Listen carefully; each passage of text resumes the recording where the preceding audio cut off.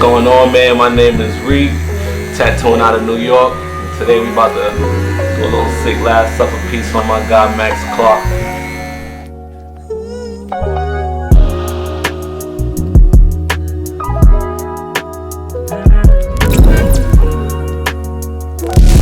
For me, when baseball became more than a dream was probably around my sophomore year. I had gone down to Jupiter the year before, which is a huge WWBA PG event, and I played alongside guys like Colson Montgomery, who's with the White Sox now, Andrew Ducanich, who's with the Cardinals now. That was like my first experience in real, travel baseball, and I had a really good showing there. And after that, I ended up becoming the #1 player in the country. So at that time, that was when advisors and agents kind of started coming to us and explaining that I had a real chance at this thing, because at the beginning I just wanted to get my college paid for and have a chance to play at the next level. But then after that, my goal was pretty set to be a professional baseball player. So here we are now. I would say the most meaningful tattoo I have is my hourglass, and it goes back to my grandma stating, you only have a certain amount of time left on this earth. You're only blessed with 80 years at the most. Maybe some people live to 85, maybe even 90, but you only have a certain amount of time. It's like, if you're constantly looking at the hourglass, if you're constantly not accepting and being happy with the time that you have, it's important to remember that this time that you have on earth is short. It's like if you spend time watching the clock, time just keeps going by. So, you got to go out there and live your life each and every day. So I have an hourglass to remind me that, I only got a certain amount of time on this earth. So I want to do something special and do whatever I can for the next, 80 to 100 years. What's the pain level at right now? Not bad. Not bad. More than last time, considering last time I was completely numbed up. I'd say my favorite at-bat of all time in my career would be my home run swing against Canada. We were playing Canada in the U18 WBSC in 2022, and we were down by 1 in the bottom of the 6th. We had a runner on, 1 out, and I just got the guy before me had just lined out, hit an absolute C to left center, and a kid made an incredible play, diving catch. And their dugout had kind of chirped like can of corn, and obviously it wasn't a can of corn play. It was a really, really good play. And so next pitch, I drove one over the right field wall. And I kind of looked at the dugout and I said that was a can of corn. And then I ran around the bases, had the USA chants going crazy, and we ended up winning that game that sent us to the gold medal game. But that was definitely one of the craziest swings of my life, just because it had kind of been a rough tournament for me too. So it was just that all-encompassing feeling of kind of everything you've worked for that summer, kind of going full circle was special. The weirdest signature request would probably be when I signed a little baby's forehead. It was during spring training, and a little his dad was doing the Lion King and Simba, and held his kid up, and I just had to go over there and sign his forehead. So it was definitely the weirdest, but also the funniest of all time. So I thought it was pretty cool.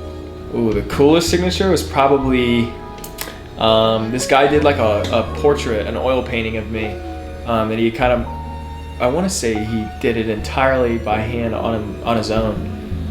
But he made one for me and then had me sign one, and it was a really, really cool piece of art. I still have it in my house. I'd say the biggest adversity in 2024 was just the length of the season. Obviously I played 110 games this year, and in my entire 3 years in high school I only played 70.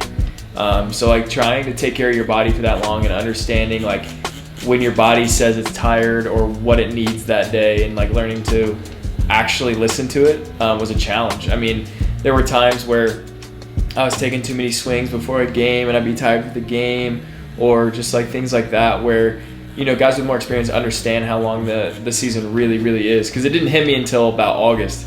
But in August, I was dead. I had no energy. I was exhausted. I was underweight. And it's just little things like that, whether it's nutrition, sleep, listening to your body.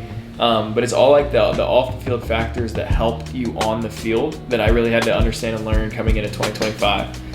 Because it's you always want to be at your best, whether it's 100% of your 100% best or 90% of your 90% best. You want to be at your best and you want to feel your best even if you're not.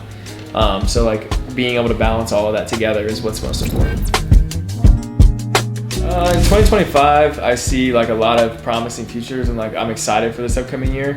But I would say the two biggest things I'm looking forward to accomplishing would one be getting married. I have my wedding in 25, so I'm super excited for that. We've been planning like crazy, and it's actually she's been planning like crazy. Kaylee's been going 24/7, figuring everything out and making it work for us. So I appreciate that from her. And then on the baseball field, it's like I just want to make as much as I can out of next season. I felt like there were times last year where, you know, I just didn't execute, and whether it was days, weeks, etc. And so like going into 25, I really want to try and be as consistent as possible and just trying to stack as many days as I can in a row.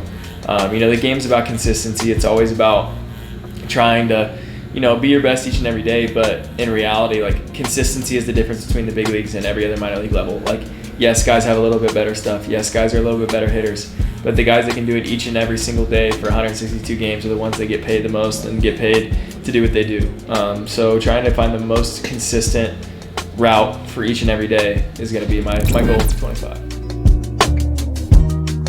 I would say the guy that I'm looking forward to playing with the most would be either like Cole Keith or Jace Young. I spent a lot of time with them in the spring training in 23, just getting to know them and getting to know like what they're about.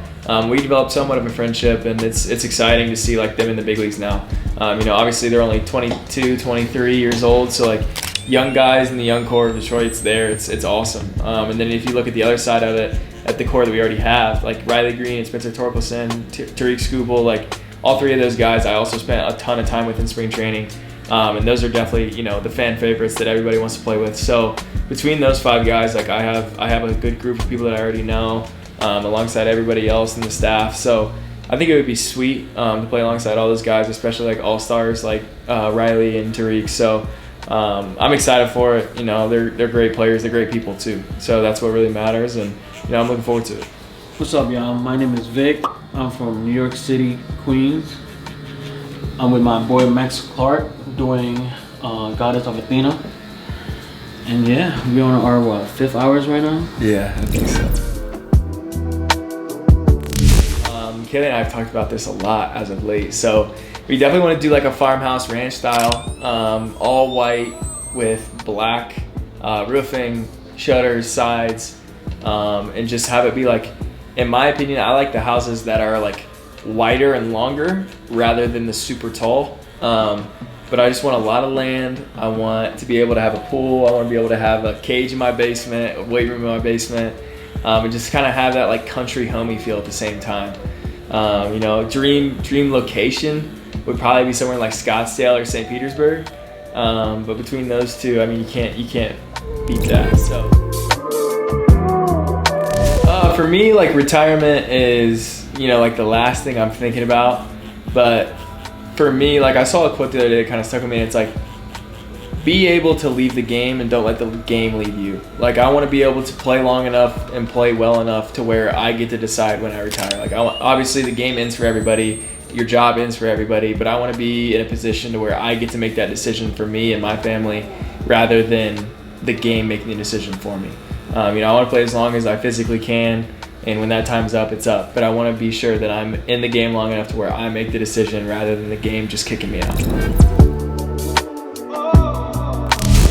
Oh, I am 100% going to cry at my wedding. You know, I've been with Kaylee since my freshman year, high school sweethearts, whatever you guys want to call it. And, you know, she's my everything. So we're looking forward to this wedding. I think it's going to be incredible. Obviously, you know, having all the friends, family, loved ones there is going to be incredible. It's going to be a beautiful wedding, too. Like, she's planned, like I said, everything from the beginning. She's got it down to a science of what she wants. It's going to be absolutely beautiful.